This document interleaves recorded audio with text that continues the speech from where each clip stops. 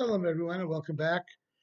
Did you ever think about the idea that very often we do things routinely, the same thing over and over and over again? A person is on an assembly line in a factory, day in, day out, they do the same thing. They put one piece into another piece, one piece into another piece, one piece into another piece, and they do it over and over and over again, much very often during their whole life. You could go crazy during that. I don't know how people do it actually. And there are many things that we do habitually throughout our life.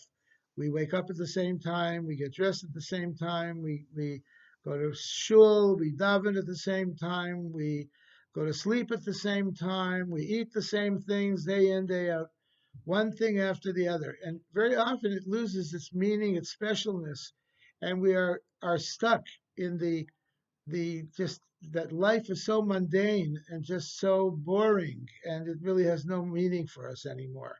And unfortunately, very often we get caught up in that.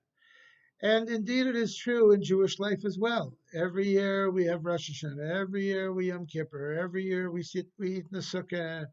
And every year we light Hanukkah candles. Every year we hear the Megillah. Every year we have a Seder at Passover, and so on and so forth.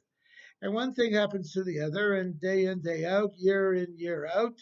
And it doesn't particularly very often become that enjoyable anymore if we do it that way. Along comes the coronavirus, and the virus changes the whole thing. It causes us to stop and think and look and readjust our whole way of doing things. This year in particular, we're entering into the month of Elul this coming week, and Elul is the month before Rosh Hashanah and Yom Kippur, when we take a serious introspection of our life from the past year, what we've done wrong, what we can improve. And we think about where we're going to go to shul. This year presents several interesting problems. Namely, if we're a senior or people who are not that well, we don't want to mingle with people. We don't want to get ourselves in a situation where we could contract this flu. God forbid. God forbid. Some of us think maybe I shouldn't go to shul altogether. And for some people, that might be a good idea. In fact, synagogues themselves are downsizing. Some of the more liberal synagogues are not having services altogether. They're just going to be doing it on Zoom. We Orthodox Jews can't do that because we don't use electricity on Yontif. So that's not an option for us. So what we're going to be doing is doing it outside. Orthodox synagogues throughout the world will be having services for the first time outside in their courtyard or in their parking lots or whatever it may be. And they're going to be limiting the amount of people who can come. And everyone who comes is going to be wearing a mask. When did we ever do that before? And we're going to be observing social distancing. You can't sit next to each other unless they're family.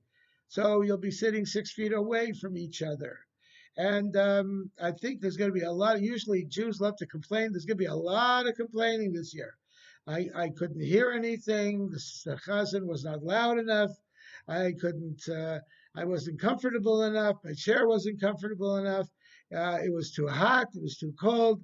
The sun was now down on me, and on and on and on. I can't wait to hear all of the complaints that we're going to hear this coming year. I can't wait for it because I know it's going to happen because it's not a comfortable situation. It just isn't. And most of us were going to say, wow, I wish we had the old days when we were in the comfortable synagogue with the air conditioning going on and the comforts of, modern living. It's not to be this year. This year is going to be different. And perhaps that's a good thing because what it does this year is it shocks us into re-examining our whole life, the way we do things. And the change is a very good thing. As they say, variety is the spice of life. So this year, it'll be different. Normally on Simchas Torah, we have many, many hundreds of people come to the synagogue, and we sing and dance with the Torah with each other, and we have tremendous closeness with each other. Not this year. This year, Simchas Torah will be very much downsized. We're going to do our services, we're going to lift the Torah up, and then we're going to go home.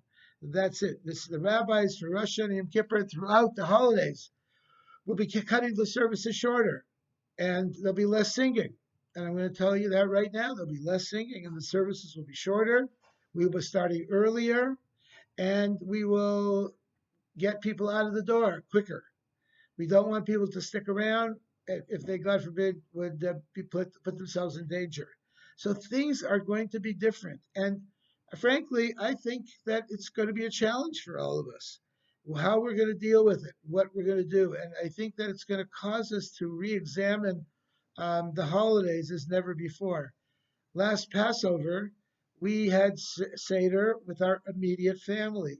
And it was just a completely incredible experience sitting around for the first time in 40 years, just with family. You know, we usually have a Seder at the synagogue. We have a couple hundred people there. Not this year. This last year, it was quiet. It was just us. And we sat around the table. And it was really a beautiful experience, quite honestly. It was a very beautiful, meaningful experience. And I think the Seder was one of the nicest Seders we ever had. And I think Rosh Hashanah Yom Kippur has that potential as well. If we put our mind to it and we go into it with the idea that we're going to make the best of a difficult situation, I think that it can be the most meaningful, the most beautiful Rosh Hashanah of all. Our prayers can really reach to the highest levels of heaven. I can imagine the holy angels will be shining down upon us this Rosh Hashanah, and they'll be looking down and saying, "Wow, look at this! The Jewish people are in such a difficult situation, but what are they doing? They're going together. They're being meeting outside under difficult circumstances, but they're still praying to God." What a beautiful thing! What a beautiful idea that is! And I think that with the self-sacrifice of Jewish people going outside and praying under these difficult circumstances, I think that certainly more than ever our prayers will be answered. God will look down upon us and say, you know what? The Jewish people are a remarkable people, even though I throw everything at them. No matter what, I throw all kinds of things at them, make life so difficult for them. Still, they don't give up. They're still with me and they still stay with me. And they still join together with others in prayer and in fellowship.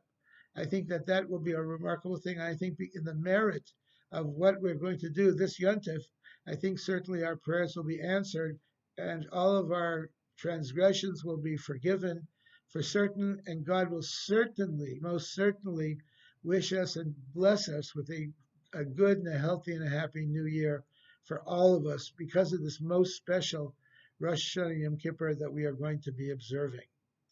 And here we in Chabad of University City will be limiting the people that are coming because of our space considerations only to those who are members of the congregation. We are going to require registration.